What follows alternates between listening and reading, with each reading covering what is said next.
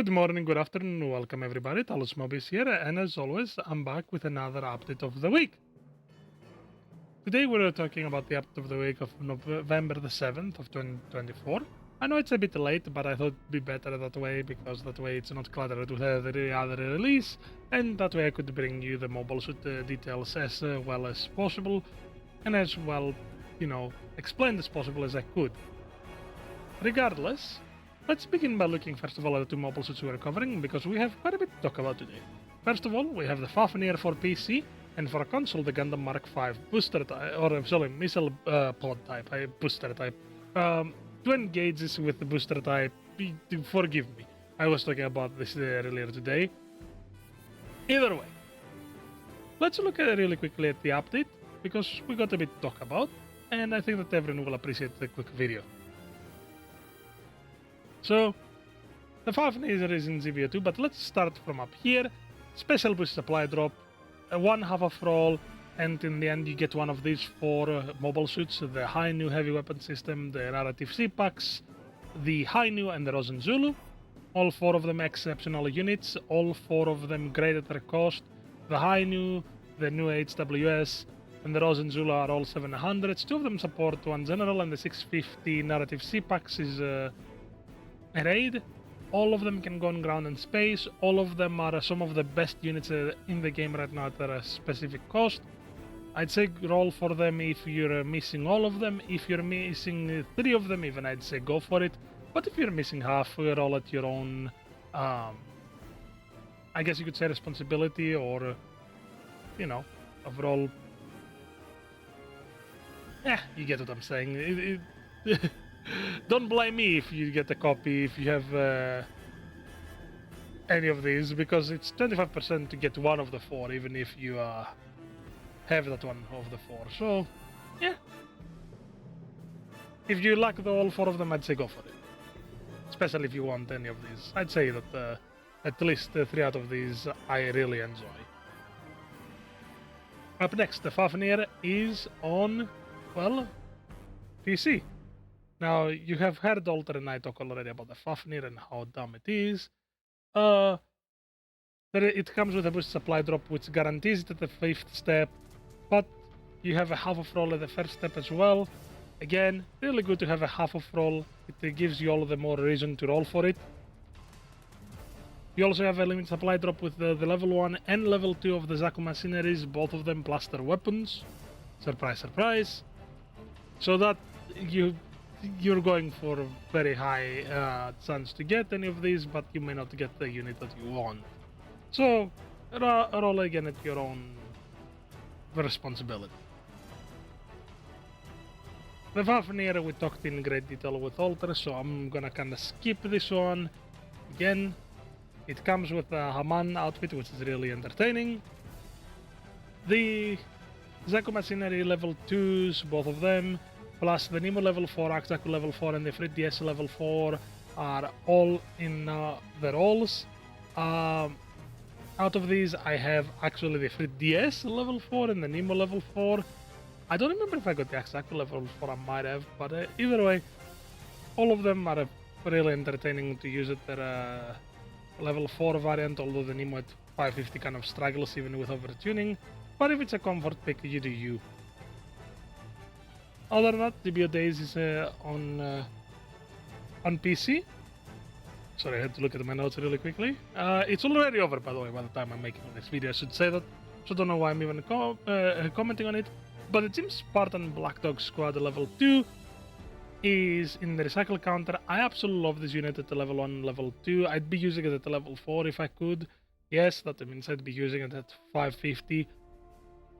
So if it ever gets up to 550, I'll be looking forward to it. But I'd say grab it if you like this kind of unit where it has really good setup stuns and a good build-up stun. But all of its gimmicks go in its jamming, its smoke, and its little dinky knife that does insane amounts of damage when built for all melee. This though covers the PC update. So we're moving over to console. So let's look at this. First of all, Material Enhancement Campaign.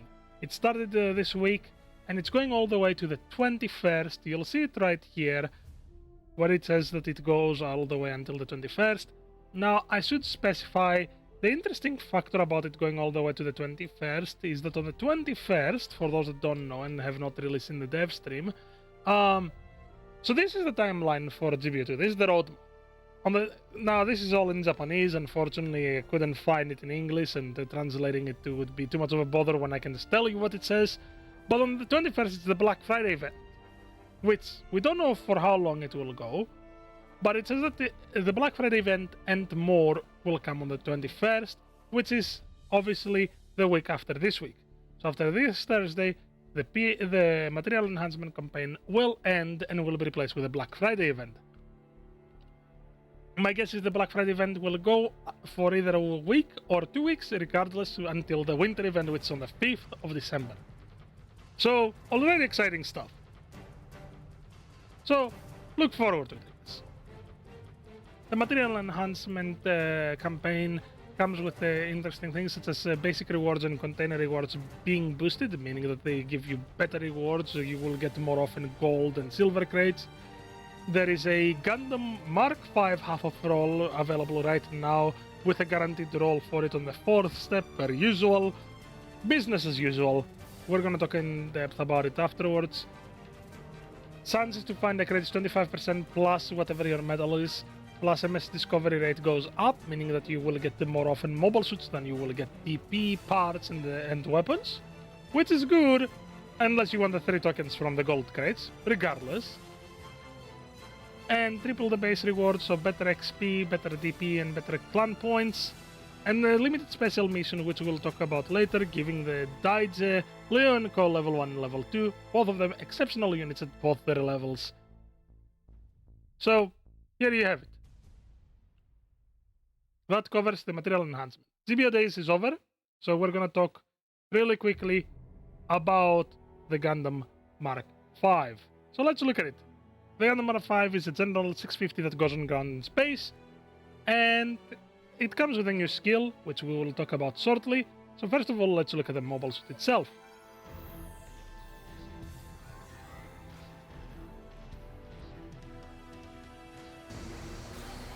So it comes with the classics, the beam rifle, the beam cannons, new missile pods. Now if you notice, one income flies at a time, which is really cool. The new missiles, high kick counter in both space and ground.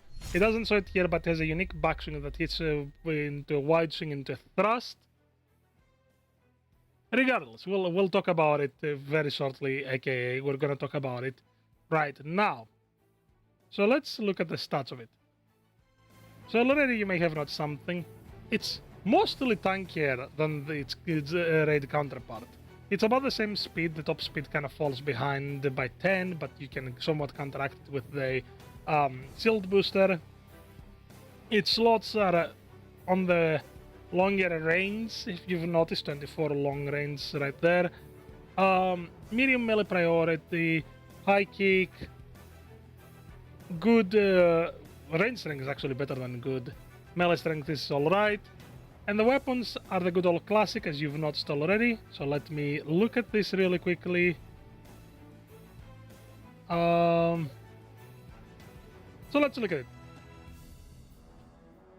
You see the damage already here, and as you can tell, the beam rifle and the beam saber are the exact same pretty much as the Mark V normal. And let's see. Now, already you see a few things that are interesting. Now the range is a lot higher than its actual counterpart, the Mark V Raid. And that's because its melee hits twice, as I mentioned before. Right there. 240% because the 120% times 2. Now you may have noticed that the lock-on funnels are also very interesting with a very high prep time of 0.15 seconds. So that's nuts. And they're actually compatible with a new skill, the Special Awareness Auxiliary Device. The beam cannons, unlike the normal Mark V, are a stagger shot, which means that you will fire 2 shots that do not pierce or anything, but they will stagger anything that they hit.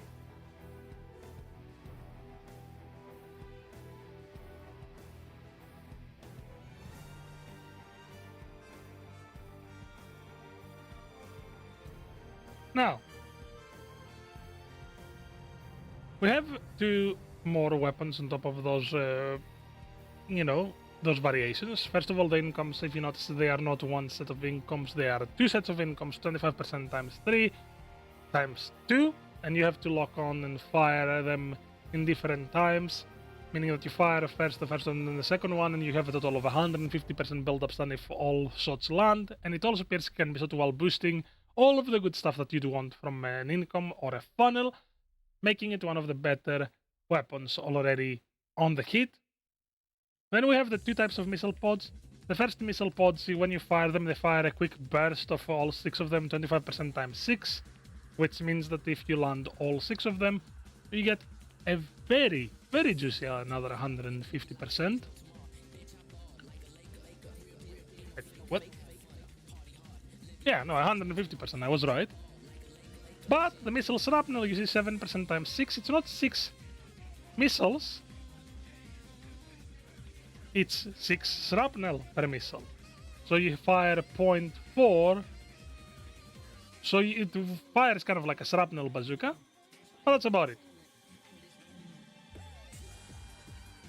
In terms of skills, we have the Light Shock Absorbers level 3, Quick Boost level 2, Dodge Roll, Anti-Blast Stabilizers, Melee Combo Controller, Power Accelerator level 2, Balancer, Ambac level 2, Maneuver Armor, Force Injector level 2, Enhanced Tackle level 4, Damage Control, Special Back Iron Buffer level 2, Special Leg Buffer level 2, and Spatial Awareness Auxiliary Device level 1, which when you're switching to the comparable weapons, like the income beam cannons between the 2 of them, the weapon switching time is reduced by 80%, so from 0.77 seconds you go to 0.15, making the swap be literally instant, a quick flick of the wrist if you may. Already, you see that the Mark V with the missile pods seems to be already a lot better than the actual Mark V. It lacks the level 3 melee priority and the overall aggression with the Mark V having level 3 or level 3 maneuver armor and level 4 at 700, I think. Meaning that if your shield breaks while you're boosting, you will not stun, but this one unfortunately does not get that. So that's the only disadvantage that it truly has over its counterpart. We've already talked about the supply boost campaign, first one, meaning that there are going to be more coming with the material enhancement campaign. So if you don't want to roll for this one beyond a half of roll or at all, there will be more rolls to come until the Black Friday event, which is not this week, next week. Limited supply drop for a console, the Full Armor Unicorn. I endorse it greatly. I absolutely love the Full Armor Unicorn. It's still one of the better generals at cost because you can play it very safely at range. It has enough arsenals of an arsenal to make a support blast.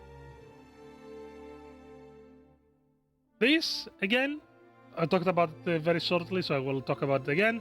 Limited supply drop, limited supply drop, I'm used to saying that. Special missions, limited special missions that give you the level 1 and level 2 of the Giant Jelly and Co. I can't endorse it enough by simply saying it's great. It's one of the most fun units that I played in a while. If you like speedy melee-oriented raids with very small kits, because it has the beam rifle, beam Naginata Vulcans, and the flash on the flashlight, as it's called, but it's literally a flashbang on the shoulder. This is all that you're gonna be getting, but it's really good. Also 360,000 DP and 180 mechanic tickets. Again, I can't endorse it enough, and it will run out on the 21st, pretty much when the Black Friday event arrives once again. And finally, we're talking about the clan match schedule. So this clan match was 650, next one is 300, so I want to see if we're going to get something low cost or if we're going to get a wild card again. Hopefully we're going to get something that we haven't seen in a while or something that is brand new and actually exciting. The Mark V missile pods did not really do anything for me in terms of, mobile suit releases, but here we are. Other than that, in the recycle counter, we now have the Gundam Mark IV level 1, the Jim Raid level 1, level 2, and the Zurich level 1. All 3 of them are interesting mobile suits in their own aspect. The Jim Raid is still one of the better generals at cost of 350 to 400. The Gundam Mark IV has an interesting, unique niche / gimmick, and the Zurich is about the same. but it's still a monster regardless with its absurd heavy attack. The DP Exchange also got the Prototype Stark Jigen level 3, Yakusiki Kai level 3, Gera Zulu E8 level 1, Goof Flight Unit Thunderbolt level 1, Dome Tropical Test Type level 3. Out of all of these, I think the Goof Flight Unit and the Gera Zulu E8s are the best. Not that the Hyakusiki Kai and the Prototype Stark Jigen level 3 are not good, but the Hyakusiki Kai has to compete with the most 700s, and the Prototype Stark Jigen can still stand up for itself at the cost. The Dome Tropical Test Type, I'd have to see people do well for me to think that it will do well. Other than that, the weapons, the level 2 weapons for the Daijie, Liu and Co. are being added to the DP exchange. And that covers everything. And that was under 20 minutes, if I were to say, even with a minor pause for me to look again into my notes. I hope that you all enjoyed this shorter than usual video. I'm gonna try to fast fire them like this, without taking too much of your time. And I will see you on the battlefield as always. Until then, have a great day.